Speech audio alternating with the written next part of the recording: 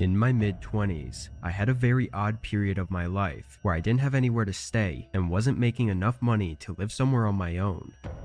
I was fresh out of college and was running out of time to move out of the dorms.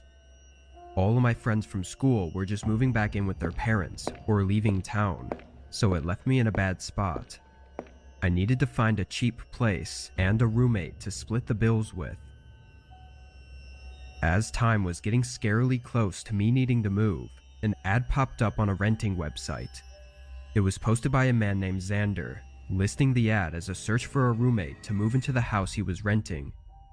I checked the rest of the post, seeing it was a relatively small house, which likely meant it would be cheap too.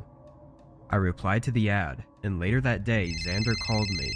We set up a tour and agreed on a price, and I ended up moving in. Though basically having to move, I still didn't think it was a bad place. Xander and I got along well. He had also just graduated, so we were both on the same page, and it was actually kind of refreshing to have a friend in a similar position. The house itself, though, wasn't the best. It only had a single bedroom, so my room was the living room. It was better than nothing though, and I was out working most of the time anyway. After a week or so of living there, having just fully settled in, it was the middle of the night and I was sleeping in my living room when I heard the front door open. I looked up and saw Xander walking in. He looked over at me, but I don't think he noticed I was awake because he walked right past and down the hall to his room. I heard him move something around, but then he came back out. He walked down to the front door again, this time stopping and turning to face me. Xander stood there and looked at me for a good 5 to 10 seconds before going back outside. Something about the way he was acting made me really uncomfortable. A few minutes went by before I heard some movement outside the front door. When it opened, I closed my eyes so that he wouldn't notice I was awake. He came in and shut the door, then walked slowly down the hallway, breathing heavily. As he got to the end, I opened my eyes slightly, catching a glimpse of Xander holding what looked like a body in his arms. He moved into his room quickly and shut the door. I was almost so in shock that I wondered if what I saw was even real. I came up with every possibility, like maybe he was out partying and the body was just some passed out drunk person needing a place to sleep. I sat up and quietly walked closer to his room to try and hear what he was doing. As I listened to him continually moving around, the worry about what he was up to started to overcome me. After thinking about it, I knocked on his door. All the movement stopped instantly and was followed by multiple seconds of silence before he walked over.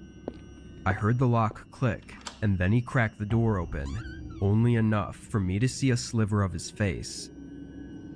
He started apologizing for waking me and said he was just rearranging some things.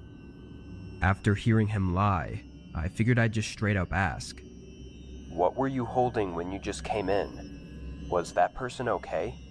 His face straightened and he had a look in his eyes I'd never seen before. He didn't answer. We held eye contact as things got increasingly more intense. Then I quickly slammed my body into the door, knocking Xander back and revealing a lifeless body slouched up in the corner of his room. He shoved me out and locked the door behind me, but I'd already seen enough. I ran back and got my phone, then left the house and called the police. Xander made no attempts to run or hide, but unfortunately, it was too late. The body was completely lifeless and had been so for multiple hours. The details of everything else were withheld, but I know he lied about his age, being almost 30 years old, and I also know he remains in prison to this day.